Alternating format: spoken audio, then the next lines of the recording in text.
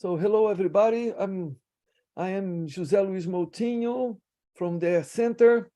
Good morning, good afternoon, good evening, depending where you are. I'm very proud to be here with Josep Pelegrí, and this will be session number 80 of the Networking Friday. Since we started in just at the beginning of the pandemics, it has been a fantastic set of speakers and people participating, moderators.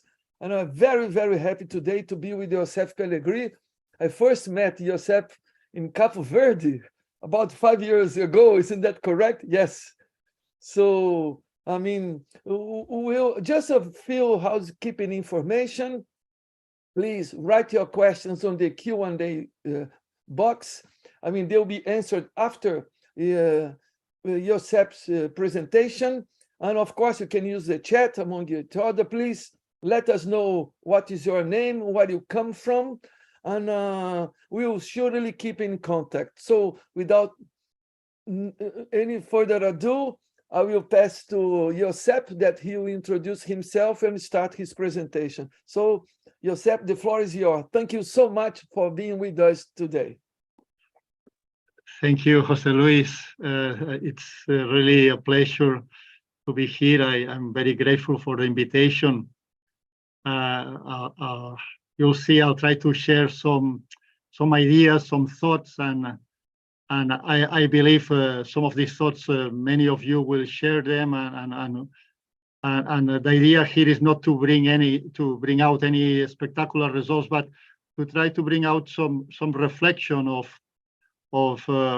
what is happening, no, and what are the possible opportunities for the future, no. José Luis asked me to introduce myself. Well, I'm an oceanographer. My background originally was in physics, but throughout the years I have tried to be as interdisciplinary as possible, and I have worked in many regions, no, mostly in the Atlantic, no, but also in the Mediterranean and the Pacific, no. So I did my as I said, my undergraduate degree in Venezuela, in Universidad Simón Bolívar, and then I went for a master's at the University of Wales, went back to Venezuela, worked for 6 years in the oil industry, and went to the States, did another master and a doctorate in Old Dominion University with Gabe Chanadi. And then I was for 11 years a lecturer at the Universidad de Las Palmas, and now I've been for nearly 20 years a researcher at the Institut de Ciències del Mar in Barcelona. So I think this is it. I will go ahead and share my screen, and hopefully this works. Okay, let's see if this shares, and now I maximize this. And hopefully now you are seeing my full screen. Yes, perfect. Thank you. Thank you. Okay, I'm going to close a couple of things because good. Yeah, I started with the very last one. Sorry about that. Go back to the first one.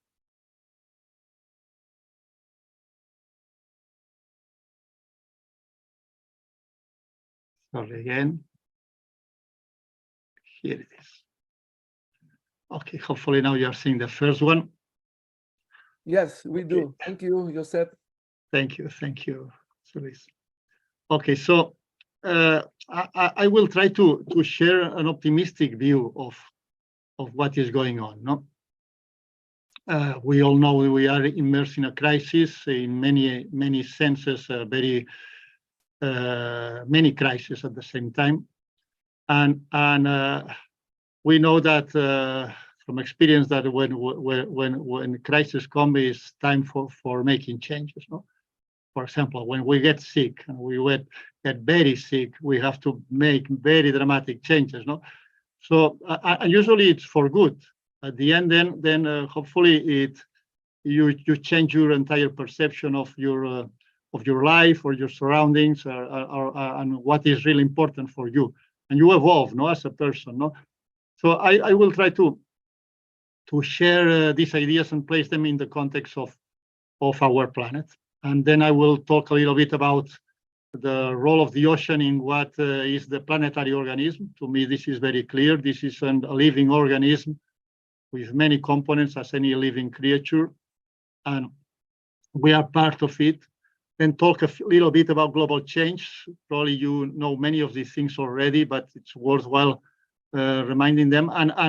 And then I'll go more briefly towards these concepts. The collaborative revolution is the revolution that is to come, in my opinion, and it's already started. How we can evolve individually and collective towards this collaborative revolution, and this implies new perceptions of our surroundings, and this is to be attained through enactive interfaces, and then a few reflections on the future of our species. Okay, we know the ocean is the main regulator of climate in our planet. Most property, or the largest fraction of most or all properties necessary for the living Earth are in the oceans, starting from the water itself, but also all nutrients, organic nutrients, and carbon, and even oxygen. There's more oxygen in the oceans than in the air. No, and the ocean is a natural recycler. It keeps our system continuously working, our Earth system continuously recycling, remineralizes organic matter, so that this matter becomes again inorganic nutrients that can sustain a high production of the Earth. And also it's a regulator in the sense that keeps climate as the changes as slow as possible. For example, 1/3 of the carbon dioxide have gone into the ocean, and over 90% of the anthropogenic heat surplus also has gone into the oceans. And this has happened despite the ocean has increased its temperature very little, as compared with the increase of the surface of the Earth. And here we see the hydrological cycle, which is so important. No, we know that about the 2 or 3 uppermost meters of the oceans store as much heat as the entire atmosphere, and that the ocean is what sustains primary production in our planet, holding most of the carbon accessible for life and most of the planetary metabolic activity. It's probably over 90 or 95% this planetary metabolic activity in the oceans themselves. No, and also the ocean, it's not only a regulator, it's a connector. It's really the circulatory system of our planet, as the circulatory system of any individual, and also it not only distributes mass and properties and energy, it also distributes information. So in a way, it's also a nervous system. No, it connects everything on Earth in all directions, in vertical, in the horizontal. And this brings out this extraordinary complexity that makes the Earth a truly self-sufficient organism, very different from any of us. We all depend on our surroundings for living, no? But the Earth only depends on the energy that arrives from the sun. So that's quite a bit of a difference, no? And also very important is that in a way the lithosphere and the systems, the ecosystems that are in the lithosphere are somehow very important but marginal to the functioning of the Earth, no? And they feed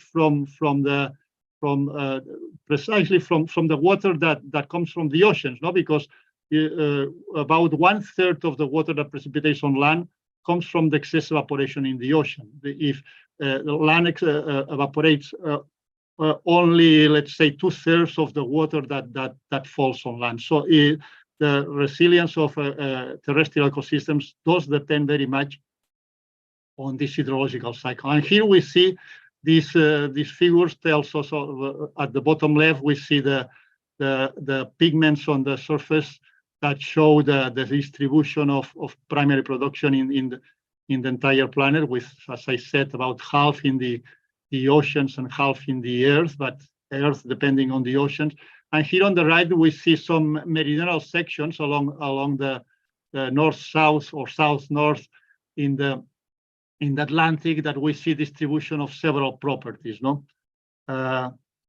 here we'll see them in more detail, showing that this is really an interconnected ocean, connecting the different hemispheres with deep water formation in the North Atlantic, also in the Antarctic, near the Southern Ocean or around the Antarctic continent.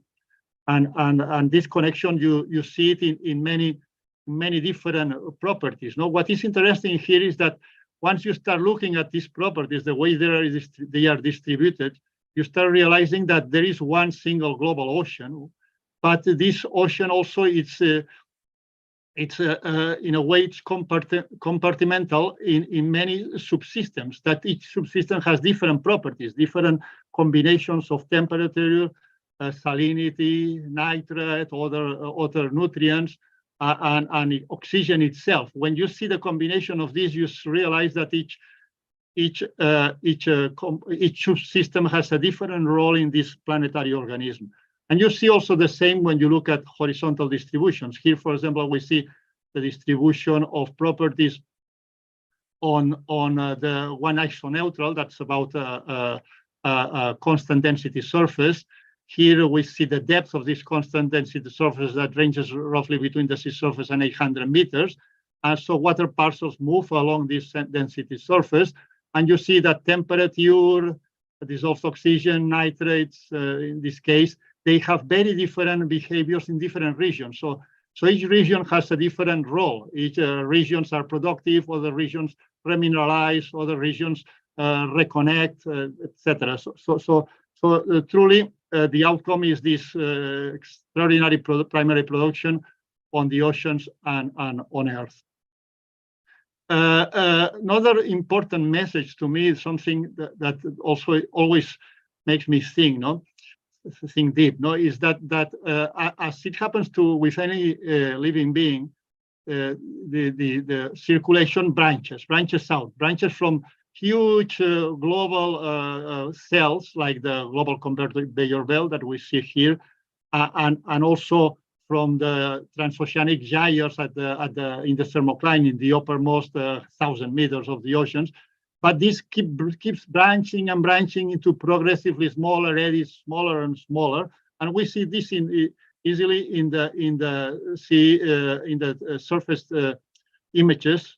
For example, in the images of phytoplankton, of pigments, of color images, that you see that you start seeing structures, what we call mesoscalar structures, submesoscalar structures, and these keep going and going and going down to the microcosmos. This is quite remarkable to me. This is where really life takes place. The metabolic life of our planet takes place at this microcosmos that are scales of what we call the Kolmogorov scales, are the smallest, the tiniest eddies that can exist in the wall, in the ocean, and these are of the order of a few millimeters or up to a few centimeters. So let's say they are of an order of 1 centimeter, and inside of each of these bubbles, let's call it bubbles, you have a laminar fluid that there is no turbulence,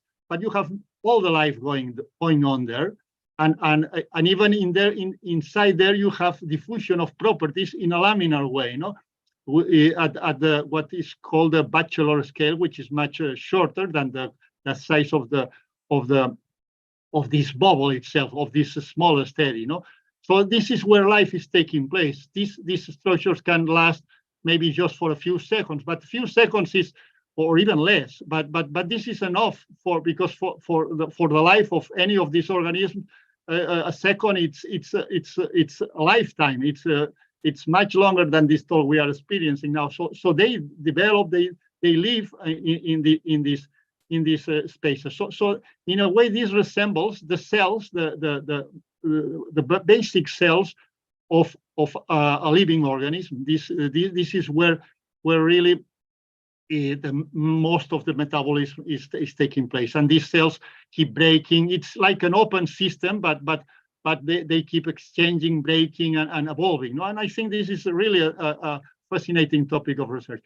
Besides the spatial branching and the spatial variability, we also have temporal variability, and we all are all very familiar with the diurnal cycle. We are very familiar with the seasonal cycle.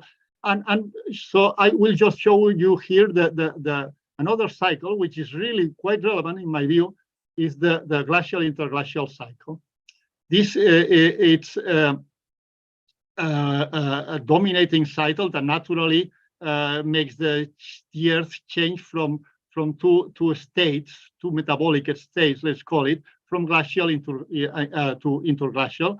And right now we are in an interglacial. Here we see on the left the atmospheric CO2, how it changes. It increases during interglacial periods, like keeps increasing, rapidly increases, decreases during the interglacial, increases rapidly, decreases. And now we are here, very close here, in interglacial, that has a high atmospheric CO2 because simply because this is a reflection of the ocean. Again, it's not that the atmosphere drives the ocean. It's quite the opposite. The ocean circulates faster, and then you have deep oceans reaching deep ocean water reaching swifter the sea surface and bringing these high concentrations of inorganic carbon to the sea surface. So the atmosphere responds and elevates its carbon dioxide, and as you probably know, then the greenhouse gases are greater, and then you have warmer Earth. We'll talk about that a little bit. In particular, we have at the bottom the ice sheet growth. So we have that the ice sheet decreases during these interglacial periods. If we turn this round, just turning see it from the other side, turning round, now we have the cycles, the time going to the right, increasing to the right, and this is what we can call periods of interglacial, glacial, interglacial, glacials. This is what we can call periods of rest and exercise, rest and exercise, rest and exercise. And this is quite precisely what happens in any individual. You have many properties like lactose, or like the difference between arteriovenous difference that has this sort of patterns, has patterns that this increases during the periods of exercise and then decreases during the periods of rest. The system recovers. So these sort of temporal patterns reflect, in a way, one interpretation is that the entire system is optimized in a sense that goes from cycles of exercise and recovery as any living being does. No? Okay, so this is the natural status. What we are experiencing is global change. Global change has two facets. One is the degradation of natural ecosystems, and the other is climate change. Degradation of natural ecosystems, we know, is that it's the contamination and loss of resilience of the ecosystems, which brings out an extraordinary loss of the biodiversity. This is what we are happening, and we'll talk about that in a moment. So this is one impact on ecosystems, very large, and biodiversity, and also is impacting the quality of Homo sapiens. So it's impacting the quality of our life. Now, this solastalgia, it comes from a grief, a pain of that we are losing our comfort. has been defined as this distress caused by the degradation of your home. So now our home planet is degrading, and this brings out this connection, okay, with nature, with this pain, no? Which is also related, but it's not quite the same as this eco anxiety, which is more looking forward to the future. This loss of biodiversity has happened in the history of the Earth. People say that about 5 times we've had these mass extinction episodes, and now apparently we are undergoing another one, no? The natural rate of extinction is usually very low. On the contrary, the complexity of the Earth always keeps increasing since its birth 4,800 million years ago. The biodiversity and the complexity, societal complexity of the Earth has been increasing, and the entire universe has also been increasing its complexity. But now we are experiencing this mass extinction episode that rather than increasing, it's decreasing probably by a factor 10,000 faster than it should be happening in natural conditions, which should be very low. In particular, for example, with wildlife vertebrates have decreased rapidly, and now the estimates say that about 10% of all existing species, that roughly people say that there are about 10 million species in our planet, so about 10%, 1 million of these species are in risk of extinction, no? And here we see on the left the ecosystems that are more in danger, and here on the bottom we see the main 5 threats to biodiversity. And probably you are already familiar with this, and I won't spend time. You probably have read it, but that's really worrying, because a single species like the Homo sapiens, which has a relatively very small presence in our planet. Actually, the biomass of humans is really small compared with the biomass of bacteria or plants, no? Or it's becoming responsible for this new mass extinction, no? But this responsibility is not shared among all nations equally, not at all. We know that there are some nations and some people, and for example in Europe we are responsible for that, and other countries even probably more, no? But we have to acknowledge our share of responsibility. That this is responsibility not of everybody, and I'll come back to this, because this is one of the conclusions that at the end I'd like to stress, no? Okay, here it is. Okay, so the other aspect of global change is climate change. That our planet is storing too much energy. So it's a way it's an anti-natural system that is sorry, running away of its natural optimal system.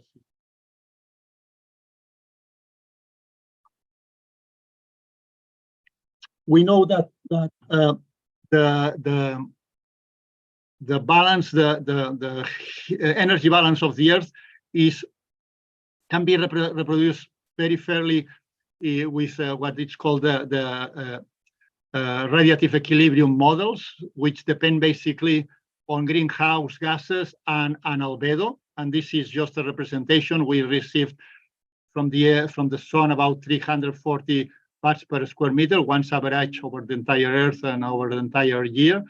About 100 are reflected immediately from the atmosphere and the surface of the Earth, which have been incorporated into the Earth budget. But the remaining 240 are incorporated. This is natural, what it should be in natural situation. And then they warm the Earth. The Earth, as it warms, then radiates these 240 watts per square meter back. Okay. And this is a little bit, I won't go into the equations, but it's a radiative equilibrium, what the fractions that arrive from the sun once we get rid of the what is reflected, the albedo at the atmosphere, and what is reflected, the albedo at the surface of the Earth. And then we also have this incoming radiation from the greenhouse effect. That is basically that the radiation back from the Earth, once the Earth warms, it radiates back. It radiates at a much longer wavelength than the radiation that arrives from the sun. And this radiation, this long wave radiation, is largely incorporated by the atmosphere, which itself radiates back to the atmosphere, to the stratosphere, and also back to the Earth. So this factor that I'm pointing out here to the right, this is the extra energy that arrives because of the greenhouse effect. No, and this is fine. It's very good for the climate of the Earth. But this keeps increasing. This keeps increasing because this factor gamma is increasing. And here we see this anticipation of the future values that what we had in the pre-industrial times, what we have nowadays. This represents this 1.2, 1.3 degrees of increase that we are already sensing, and what will happen in the future. And this what will happen in the future will depend on many things. Will depend on the scenarios of emission. This is we know that most of these greenhouse effects are due to the carbon dioxide, which is largely related to the burning of fossil fuels. And the IPCC tells us that by 2030 we will have reached these 1.5 degree thresholds, though there are other estimates that tells us that probably that will happen even earlier. No, here we see on the left most of the main greenhouse gases. We see that carbon dioxide is the main one, but there are other ones like methane that it's also quite important. Here they represent a fraction that probably is between the 10 and 20%, and this is related largely to agricultural and farming and issues. So methane from cows, etc. They have an important contribution. So everything adds. No, here we have to reduce our lifestyles in many aspects. No, and curiously here we see all the what is the tropospheric aerosols. Here we see this tropospheric aerosol basically is the carbon itself that we used to burn much carbon to heat our houses, and but now this had a very large impact on the health of population. So this was decreasing, but this was basically cooling because it was reflecting the radiation from the sun, and also equally the volcanic instances also produce this reflection. But the final curve is this one that we see here in black, and we know that this is bringing the increase of temperature, not only because simple models, relative models tells us, and much more sophisticated models tells us that this is real, but also because the history of our planet totally reflects that the changes in the temperature, the mean temperature of the surface of the Earth, are very much related to the changes of the carbon dioxide in the atmosphere. And what will happen in the future? Well, so that depends on these shared socioeconomic pathways, these SSP scenarios, and this will depend basically on the amount of greenhouses that we emit to the atmosphere, on our style of life. This is what it is. No, for example, the second SSP scenario, this SSP2 dash 4.5. Basically, this 4.5 tells us that this excess heat that is arriving will be 4.5 parts per square meter. I'll go back for a second to the previous page. Here you see nowadays where we are. Nowadays we are, you see this black line, we are about 2.5. We are in a scenario that is would be 2.5 parts per square meter arriving to our planet, above what should have been before the Industrial Revolution.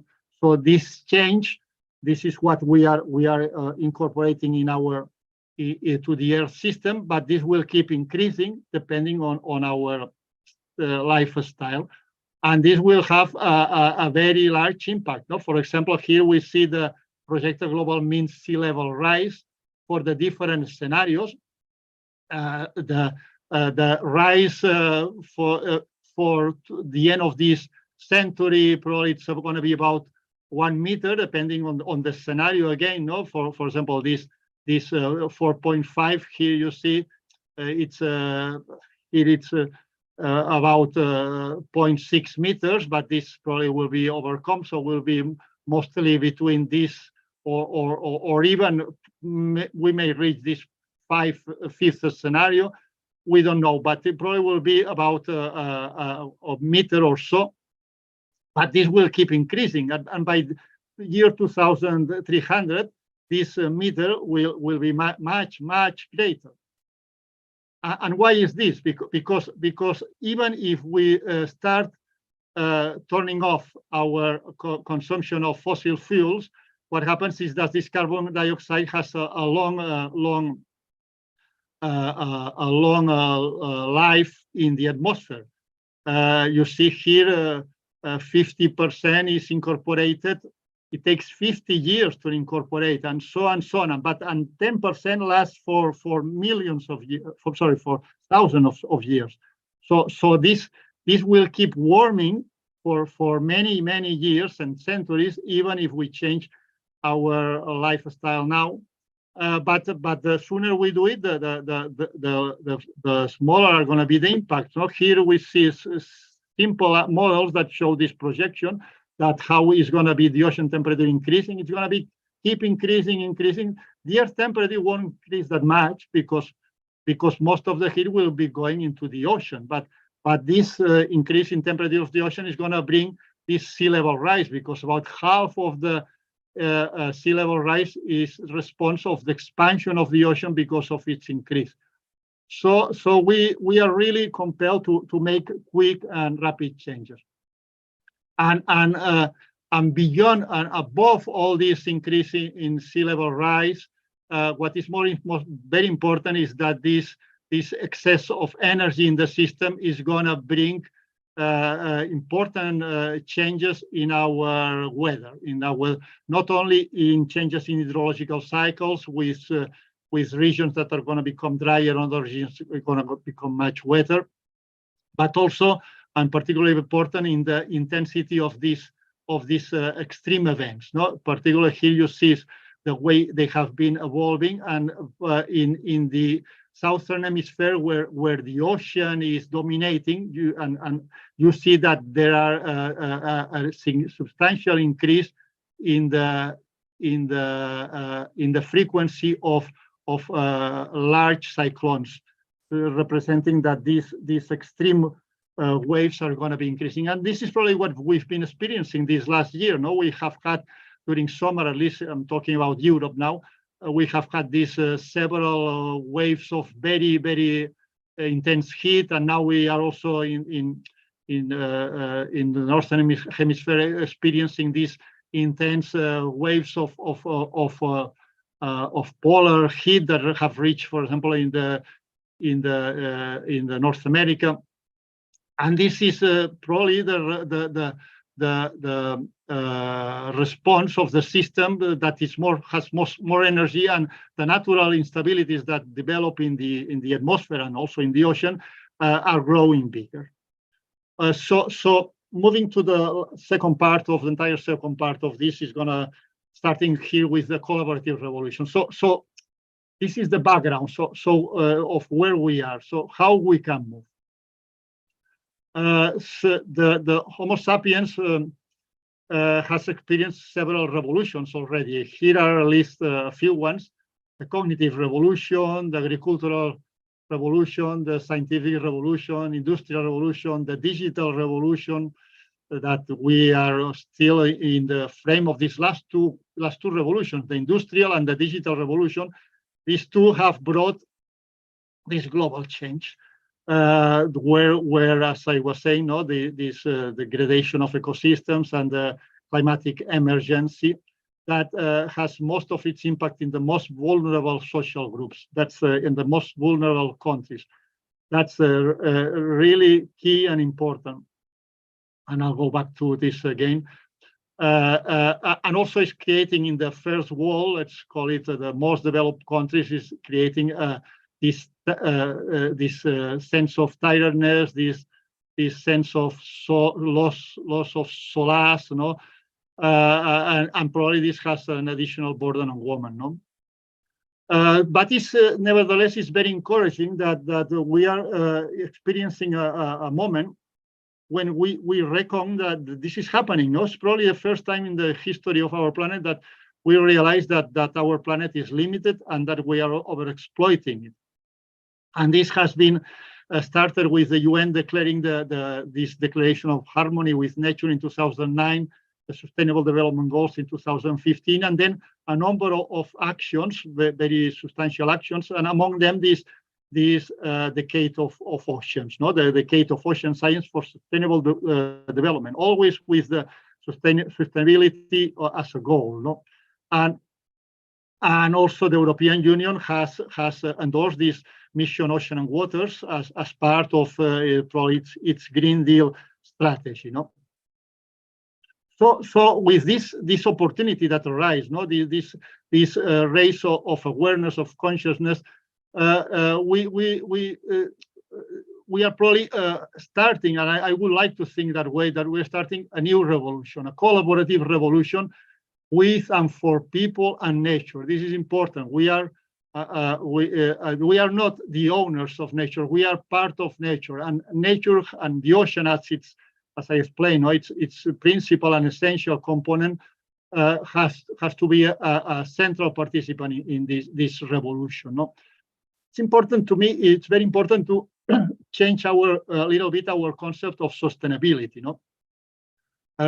We talk about sustainable development, but many times we talk about sustainable development as implying that we are using nature, we are using natural resources in a sustainable way. That means that can be standard way of thinking. Sustainability is that will last in time.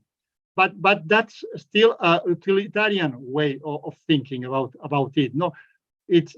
I think that we have to change this, and rather than feeling that we are the owners of our planet, that we are part of our planet. So sustainability comes from substenere, which is to support and take care of. When you are part of something, you support and take care of that thing that you are part. And develop, it comes from desenvelope. Envelope is something that is closed, and you are opening something that is closed, and you are unfolding this inner potential. So this non-utilitarian view of sustainable development is being part, rather than being the owner. Realizing that we are part of the system, and how is that accomplished? This is to accomplish that realization, because it's very easy to say, okay, I know it, but to really make that interior in yourself, and so that you act accordingly, you need this sort of what we call expanded cognition of nature. That involves not only cognitive knowledge, but also involves new sensory perceptions. This is what we call enactive interfaces. I'll tell you a little bit about that. Okay. So again, we in order to reach this planetary consciousness, we need to go one step beyond just mental knowledge or cognitive knowledge, and we have to experience nature. And this is related to a number of concepts. One concept is the fluid brain, no? That tells us that our living beings, ourselves as entities, as entities interconnected, but we have we have our brain and we have a nervous system, but our perceptions go much beyond our nervous systems. We also perceive sensorially. We smell. We see. We touch. There are other, and this goes beyond our body through this social and technological mobility. So in a way, our intelligence goes beyond what is the cognitive and a part of our system, no? And this very much relates to this other concept, the life as a process.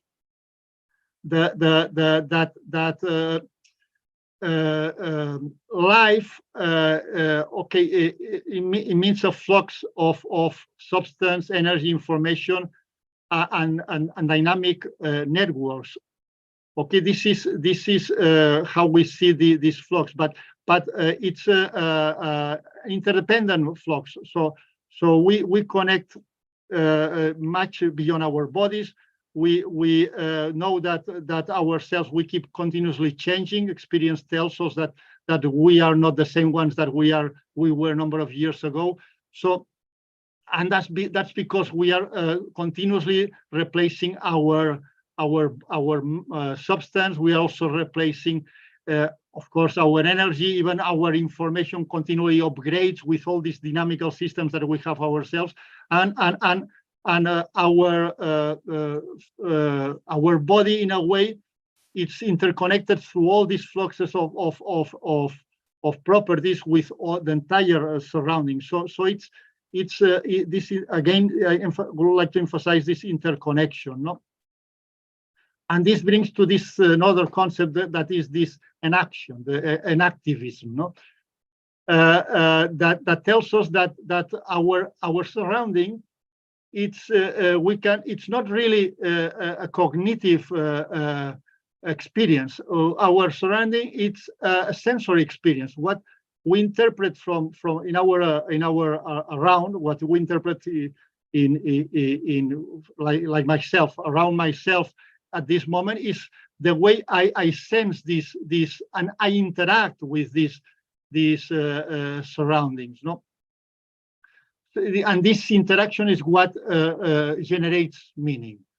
So we can say that this cognition, this surrounding, is something subjective that is based on active participation. So knowledge is gained through perception and interaction with the environment, and we can tell about knowing by doing and living rather than thinking. Its words are many times empty of sense, of meaning, unless you experience what these words will represent. And this is very much related to the evolution of our living planet, no? Symbiogenesis, epigenetics, and so on, no? See, this is what conforms ourselves, and we are continuously changing. And what is important then is to develop these enactive interfaces. New ways to sense our surrounding, and to me, it's very important. Again, this that our view of our surrounding has to be the junction of mind and senses, and this is basically what the word says: senses and mind, sentiments.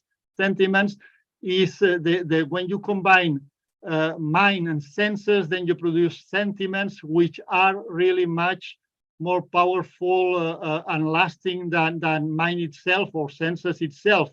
And we could talk about this embodiment, no? This sensing, this expanded cognition by sensing our surroundings.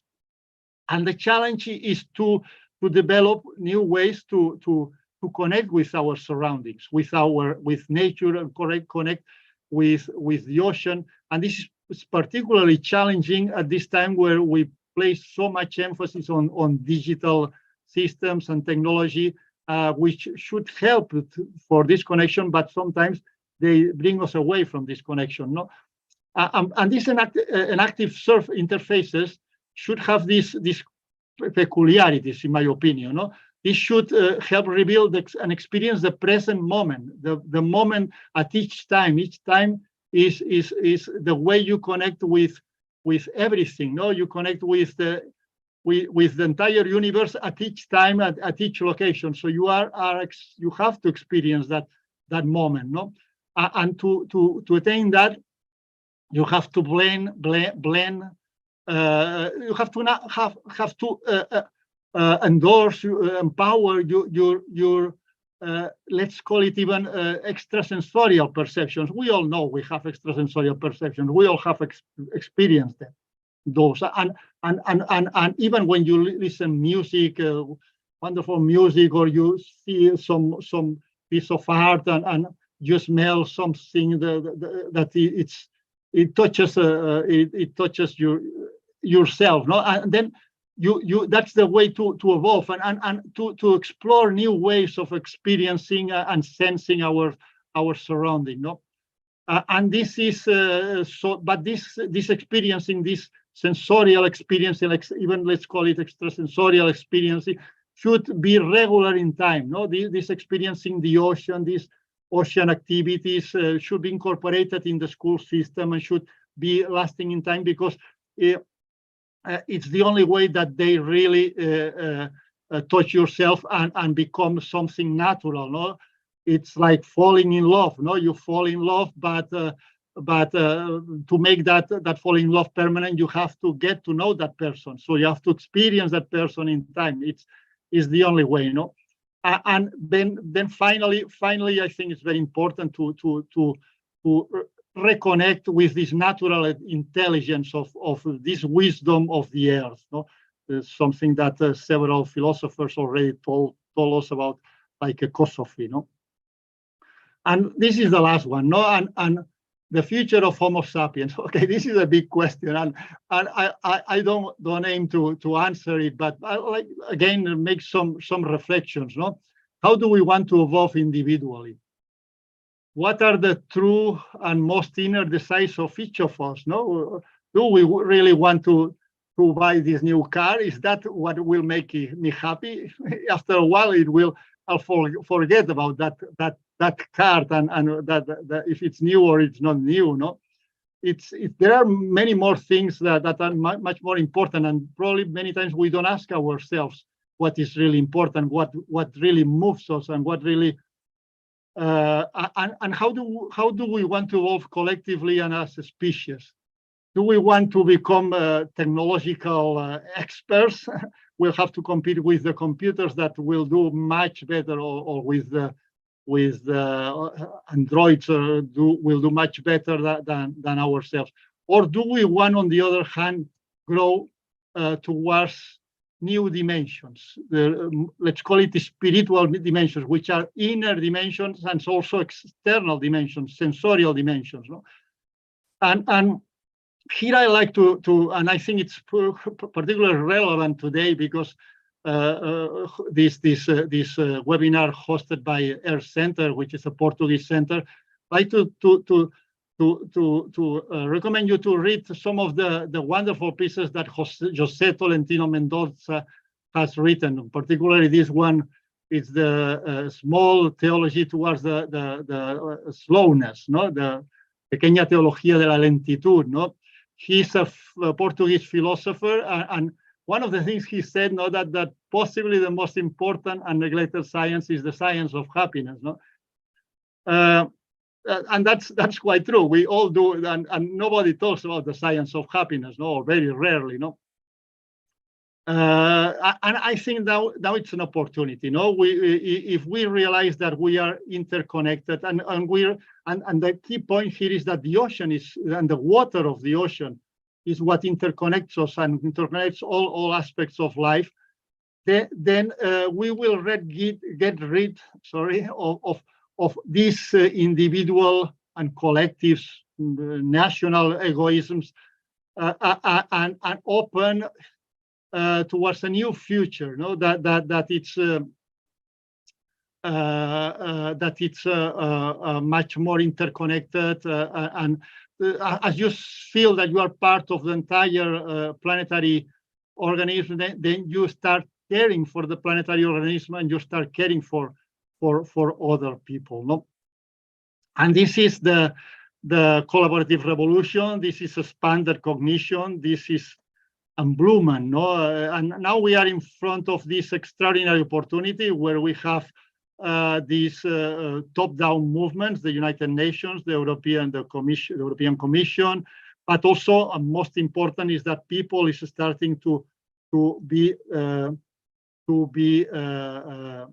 aware that this is happening. No, so the combination of the people joining forces and thinking that we are together, me and you are not different, and this is a multiplying effect. This is probably what will make the change. So I'll finish with these few take-home messages. The ocean as the essential and central component of our planetary organism is what really interconnects us, makes us think as that life is a process, and we are part of this planetary life, and that each of us is connected to each of us and to other species and to nature, and that we have to take care of everything, and not try to remove our egoisms towards this collaborative revolution. No, the second message is that now is the time, because really we are in a dramatic crossroads, and we don't have time to lose. Homo sapiens is reducing the natural growth towards complexity of the earth, and this is happening, will happen, and will also affect Homo sapiens. No,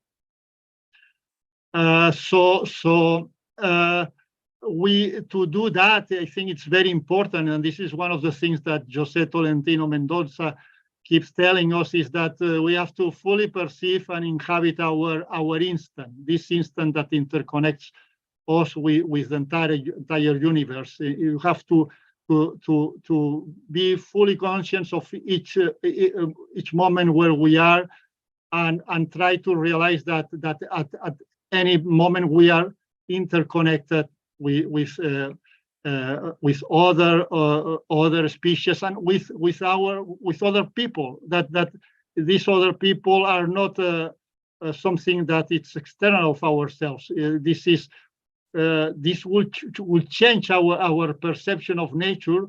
Will make us grow interiorly, also externally, sensory, and would enlarge the evolution of Homo sapiens itself. No, so this is an opportunity. The collective harmony. It's an opportunity towards what is really important in life. Our planet is sick in a way. No, it's facing a mass extinction. It's changing towards a state that it's not its natural, or it's not even a natural state that would evolve in other circumstances. It would evolve, but would evolve too differently. So it's an opportunity to say, okay, let's we are sick. Let's make a change. Let's prioritize what is important for each of us. And this again comes to removing our egoisms, our individualist, and being part and taking care of this planet where we belong to. And this again means endorsing in ourselves and in our children and our grandchildren, endorsing these true values that are sensibility, empathy, hope, trust, and love. And I'll finish here. Thank you so much, and thank you for your attention, for listening to these thoughts. Oh, yeah. Thank you so much. I mean, what a brilliant presentation. You know, thank you so much. I mean, you gave Thank us you, a Jose lot of, Luis. oh, you gave us a lot of food for thought. You know, we have here, I mean, I receive a lot of messages here asking basically the same thing that the second question asking here. But I'll start by Elva Escobar. Hello, Elva. She wrote a comment, I guess, not a question, but how important has been the ocean in the earth in controlling the change of temperature, increasing the planet. Would you like to elaborate a little bit on that, Josep? Yes, certainly. I'll try my best. No, well, you know, the evolution of the Earth is quite amazing. I'm not an expert in paleoceanography, but well, I'm an interested person. No, probably some other people in the audience know much more than I do know about this.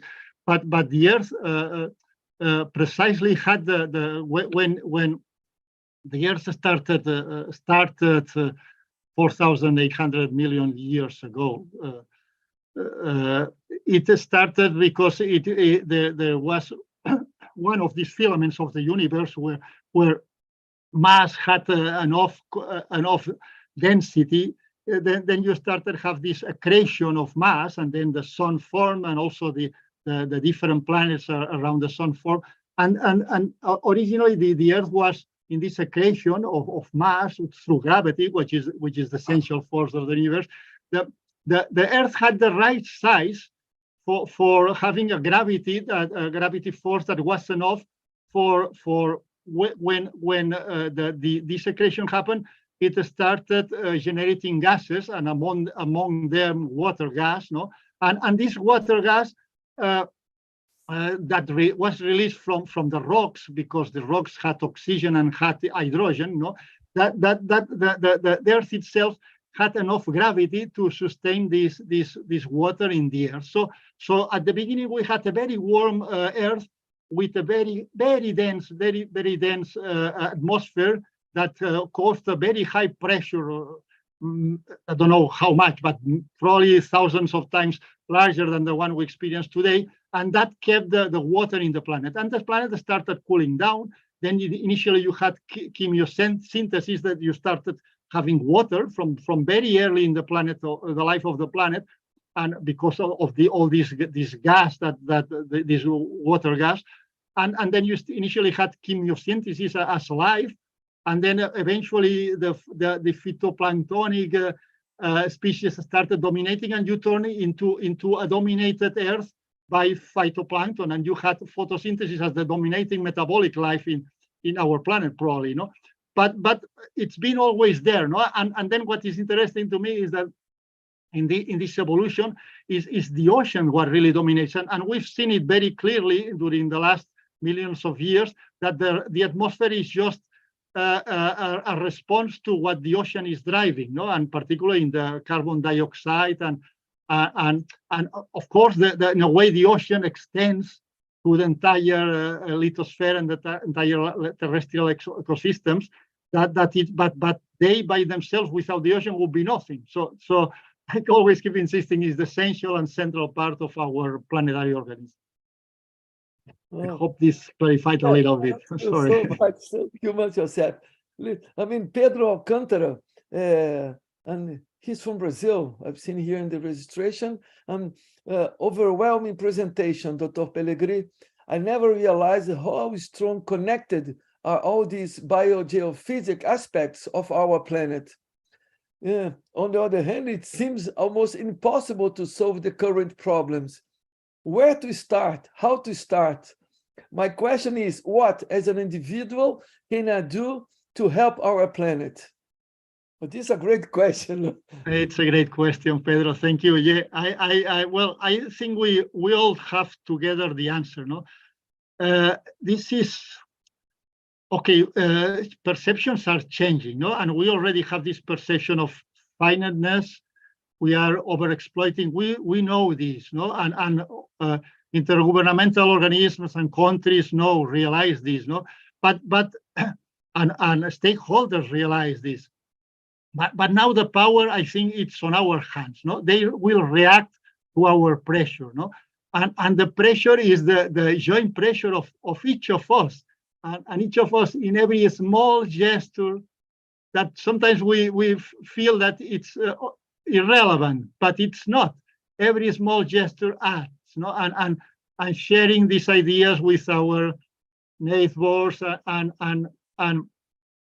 and I always kept telling myself, because it's important, no, this triple R. Okay, recycling is important. This is important, but it's not at all the most important one. Recycling, when you have these things that says recyclable, don't know how much of this is going to be eventually recycled. It's just a fraction, no. The second most important is reutilizing. Okay, this is great. No, I try to buy my clothes. This one comes from second hand. This is I try to do this is what we can contribute, each of us. No, but the most important is reducing. When I go to a second hand store, there are many things and they are cheap, but I will only buy what is really necessary. I will buy a new mobile when the old one already breaks down. A new PC when really I have to make the change, and a new car, even if it's electric, where I will try to not buy the most powerful car, because that consumes a lot of resources, and you can say that, etc., from sustainable fisheries to proximity products that don't come from South Africa here in Spain. No, this is senseless. What is the point? You have to all this. This is what will move our planet and our society. That's my only recommendation I can make. Sorry, but that will make the change. I'm certain. Yeah. I mean, and after all these global changes is based on individual choice at the very end. And exactly, you provided some of these choices. We have another question, is starting brilliant. People really enjoyed your presentation, as you can see in the chat. Thank you so much again. So, how to experience nature if we live in dense, crowded cities which are polluted and empty of wildlife, and more people live in cities? Yeah, that's a very good question. Yeah. I have no answer. I think we have to keep moving.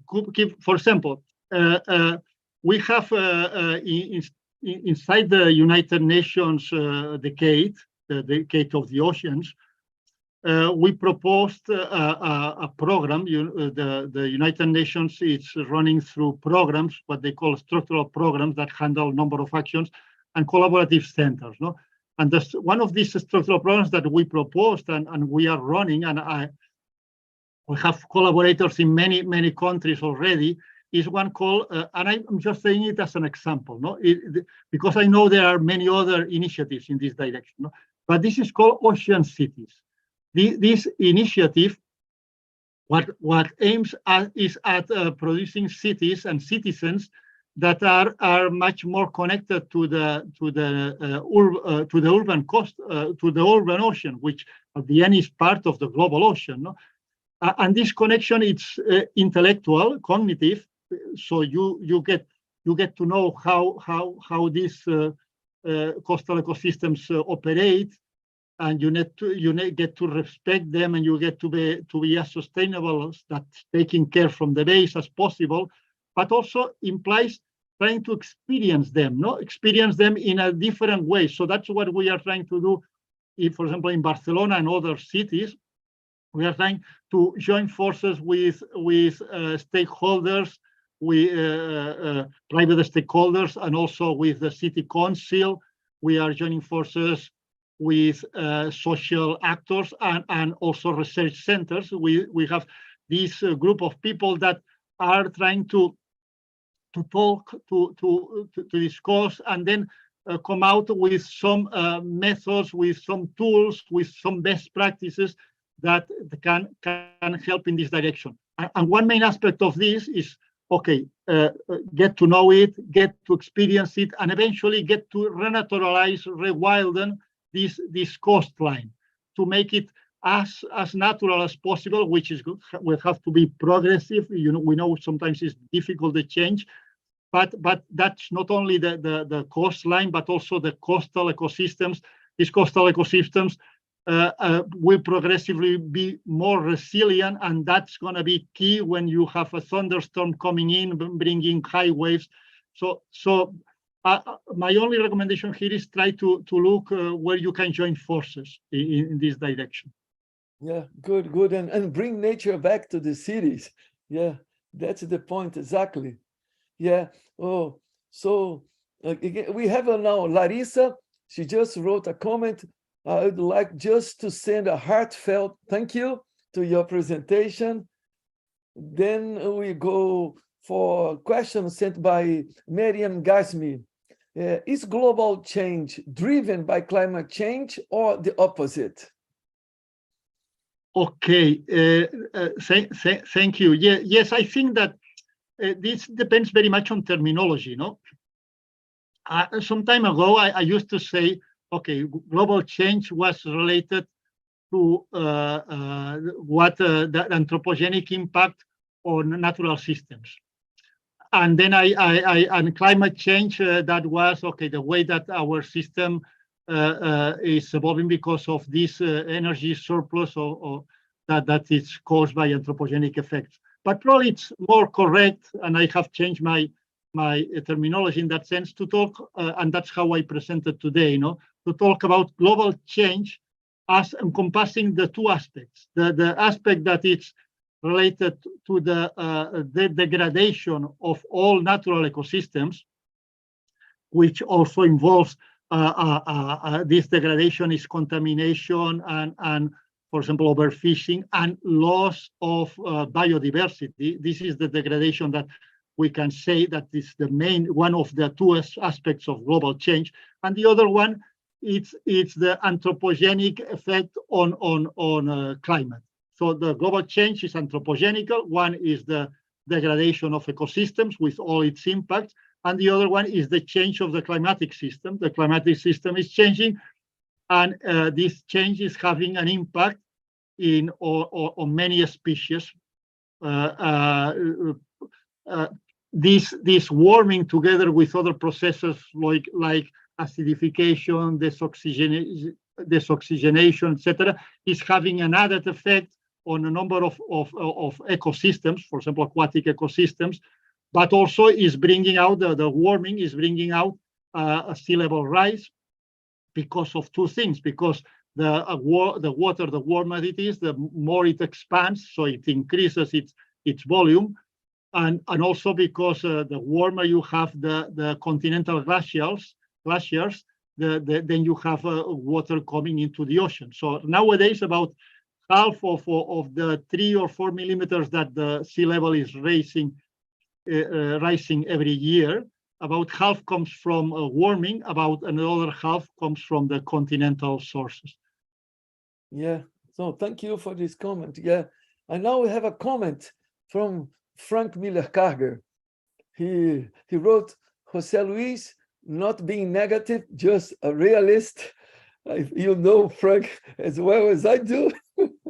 So straight to the point, I think everyone wants to be happy and love in one or other way.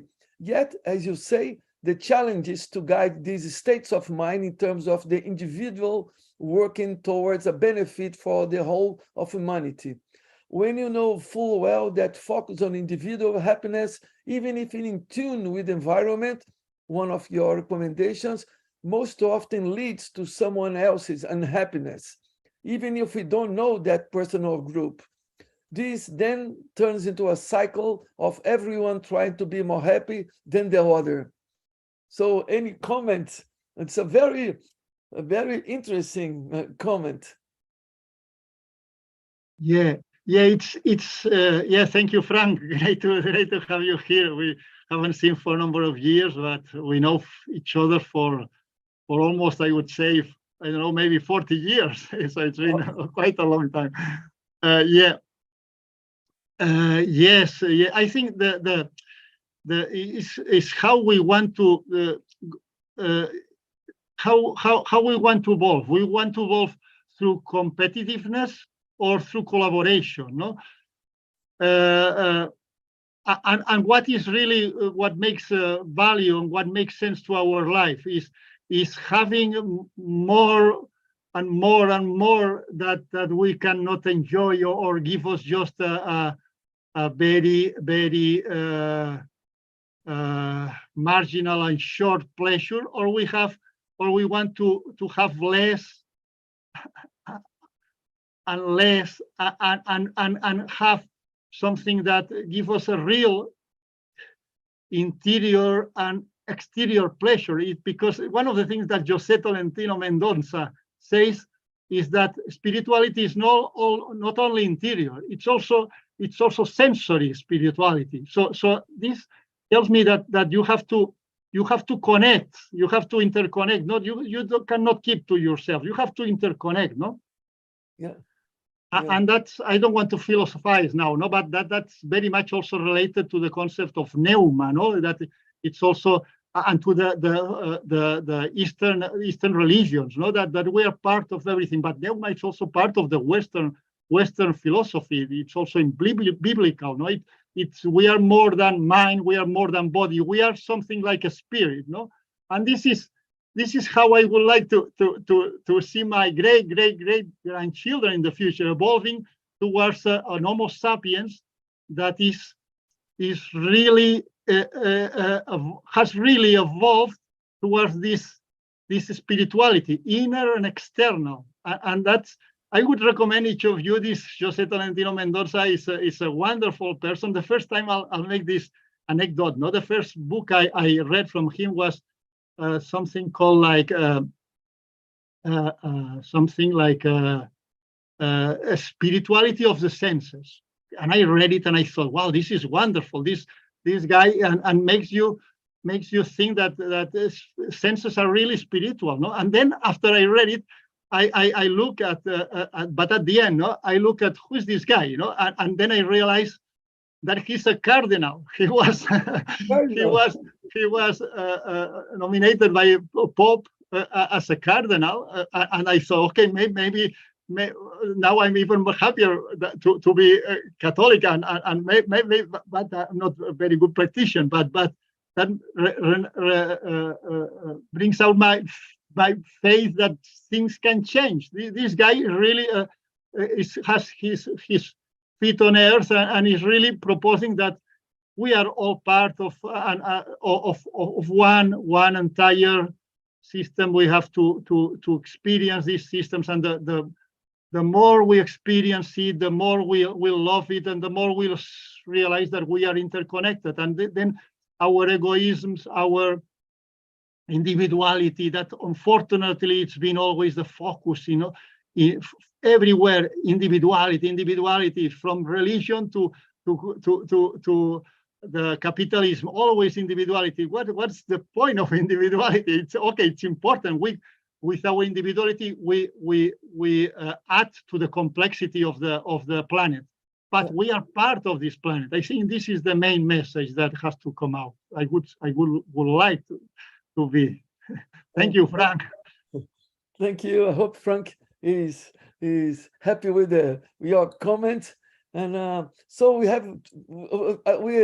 I hope you can stay a little longer. We still have 3 questions here. We are a little far behind after the hour. So we have Regina Poloruncho from Nigeria. I hope I'll see her in Brazil in about 2 weeks. Yeah, so great presentation, Doctor. You mentioned natural system recovery. Can we rely on this to reduce the extreme events in the future?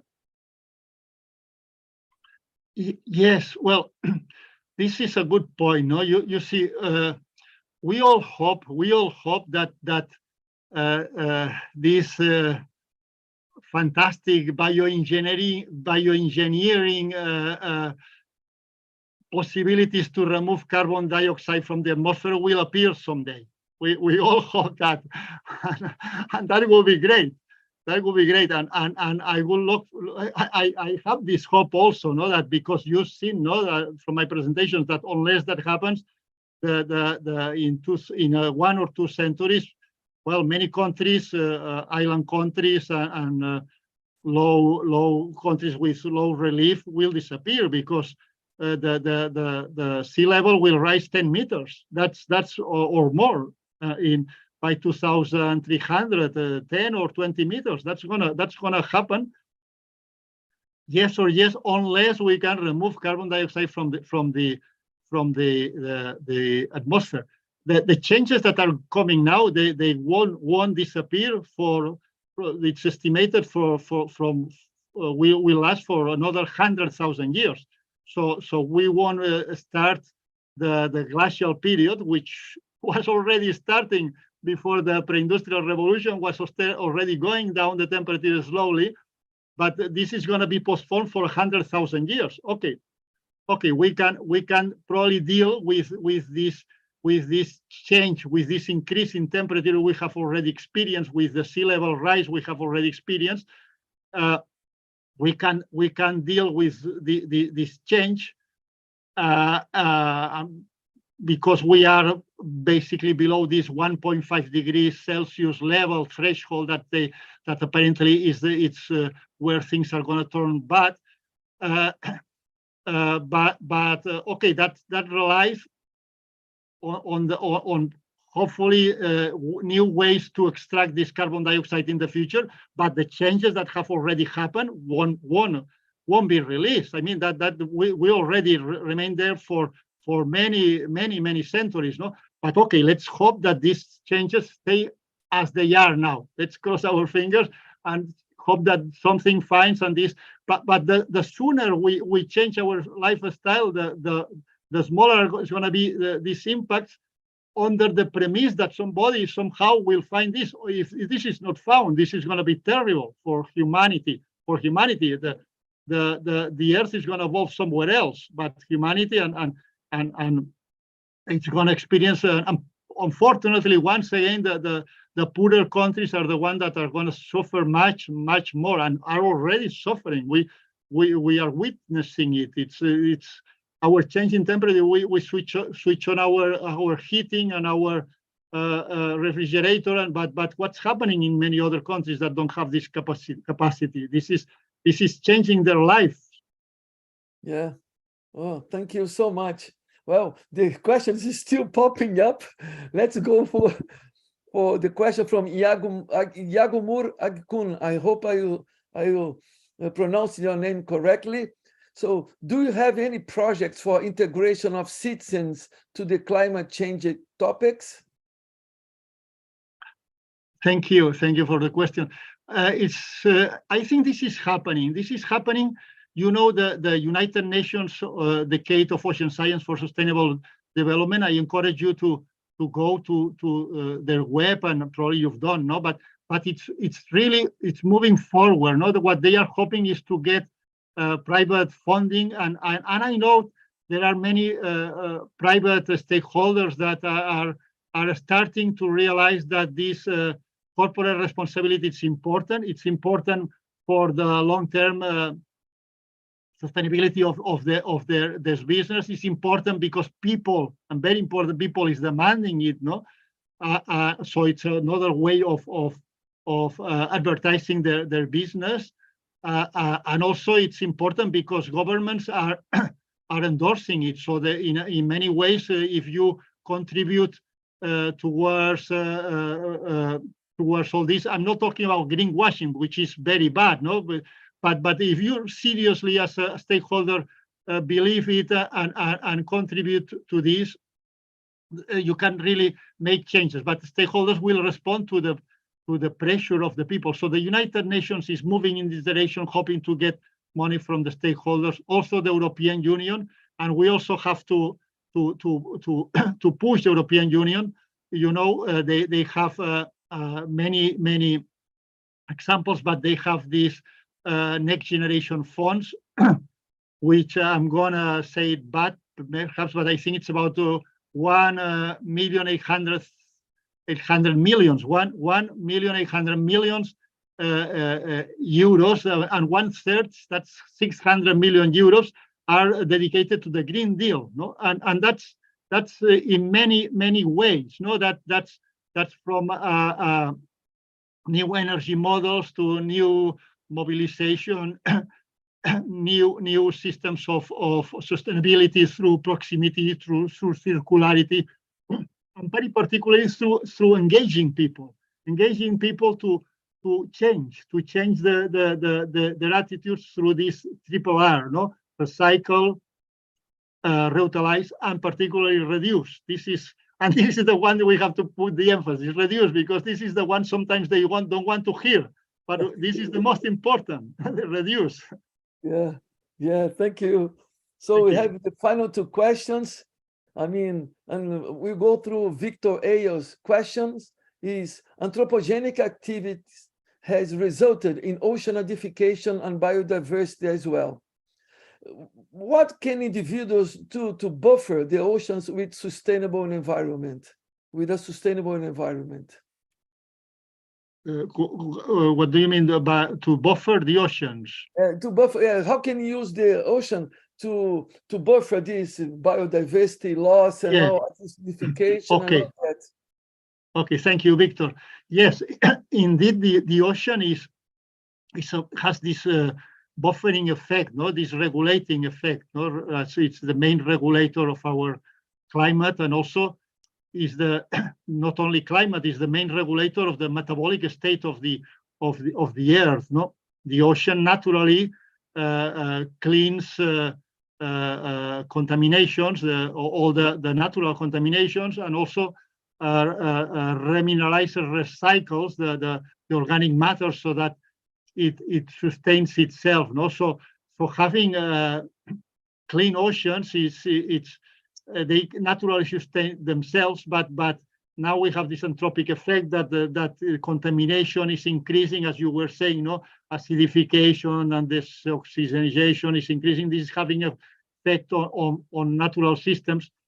So it's the system is every time more and more stressed. So it's a task of each of us that, as I was saying before, no, to make these small gestures that act in this direction, no. And I think that the experience tells us, and the experience of the pandemic tells us, that the system is so strong, still is so resilient that if you give it the chance, it will respond, it will adapt, and it will change. But we have to give it the chance. We have to decrease this pressure on the natural systems. Yeah, thank you. We could see the capacity and the resilience of the environment during the pandemics, for example. When I mean, we didn't see so many people, so many cars. We could see clearly that some areas of our coasts could, let's say, restore some vital functions. It's a good point. And now for the final question from Susana Enriquez. This is a very big question. It's going to be the last one. I received 4 questions by WhatsApp, but they are somehow linked to others. So we go to the last question is, thank you, Josep, for making us thinking beyond data and scientific information. It has been a pleasure to listen how science and knowledge are strongly linked to feelings, personal commitments, vision of life, ethics, capacity of sharing and communicating with others, and with their other lifestyles. However, this is new, also old, concepts that are not very popular nowadays. Competition, consumption, and accumulation of items and money is what are seen in our Western society, the real signs of success. How to counterbalance the pressure of maintaining all these values and contribute to transform them? How to take the attention of the mass media? Do we need to increase our capacity to transmit them to our societies? To look to other ways to communicate? The negative information about the condition of our planet is already in our societies, but not our capacity to change it, change our lifestyles and values. Great question. Yes, and great commentary, great thoughts. Thank you so much. Well, I think your comment is very pertinent, and I think that's in a way, it's a wrap up of also of this talk, and I appreciate that you like it. No, I just would like to add to what you commented is the importance of we as a scientists to open a little bit our minds as much as we can. No, sometimes we think that science has to be objective, has to be quantitative, has to be close, has to be expressed in equations. And I'm a physicist. I've worked with many equations and many models throughout my life. But the older I get, I'm already 65. I'm very senior and last stages of my life. Hopefully will last for still a number of years. But I see more the end than the beginning. And I want to keep growing, and I want to keep experiencing and want to keep learning. No? And I have one thing I have realized is that science is not only quantitative, it's not only objective, it's not only close. No, science is open. No, and so where science ends and where arts, for example, begin. No, I think that if you do good science, you have to be an artist. Otherwise, you are repeating somebody else. So that's already something that goes beyond the quantitative and close perception of science. No? Science, it's much more, and what is disruptive science are intuitions, are artistic perceptions. I would say even extrasensorial. How did Albert Einstein came to the idea that the time was could be variable? No, and that was the key idea of his relativity. That's artistic for sure, no, and that's extrasensorial perception. So I think that we can feel very much from art, and art can be very much of science. And the more and more that we develop these extrasensory perceptions, these intuitions that go beyond our cognitive and our sensory perceptions, the more and more that we try to develop this, the more we develop this pneuma, this spiritual aspect of our life that I truly believe it's there. No, we are not only knowledge and mass. We are something else. No? And this is what, to me, this is what we have to really develop. And developing it with artists, for example, it's important for me. The connection. Science and artists, and this personally, I'm working very much with a number of artists and exploring these ways to increase our connectiveness, no, with nature. That means connecting with other species and connecting among us. And I think this is what it's gonna be can be disruptive. Once we get these new enactive interfaces I was talking, and that is, but not only at all, is digital interfaces. Digital can help to understand things that are difficult to see, like the microcosmos or the universe, no, or but also implies recovering real experiencing and developing this real experiencing of our surroundings. The surroundings, as I explained, is not my idea, but other people's. Varela and Maturana and many other people have said that our surroundings is how we experience it. So the more we can experience these surroundings, the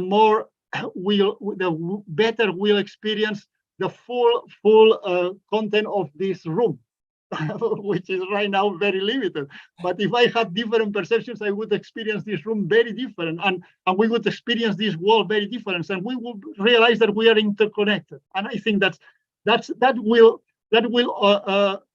overlap. I mean, not overlap. We will overpass all these other pressures that we are experiencing every day from our society and our capitalism and so on. I think that's the goal, and that will bring happiness to future generations and evolution, natural evolution, to a much rich Homo sapiens. Oh, thank you so much. This was really a question and an answer that really wrap up all this Networking Friday. Again, thank you so much, Josep. It was a brilliant. We still have people, I mean, attached to the screen. We are half an hour. Fantastic. So, well, See you all the next Friday. You have a networking Friday with Cloud Earth. I will be in Tromsø. I mean, to see their work, and I will let's say our session is based in Tromsø, Norway. But again, thank you so much, Josep. It was absolutely fantastic. Thank you, everybody. Thank you, all the people who asked fantastic questions. And you can see a lot of people thanking you very much. So, Josep, thank you so much. Thank you. I appreciate very much. Thank you, Jose Luis, for inviting me. And thank you, everybody. It's been wonderful. I hope someday I'll get to know each of you. And anytime you come to Barcelona, please drop to my office. I'm in the Institut de Ciències del Mar in Barcelona. I would love to talk with each of you. Thank you. Thank you again.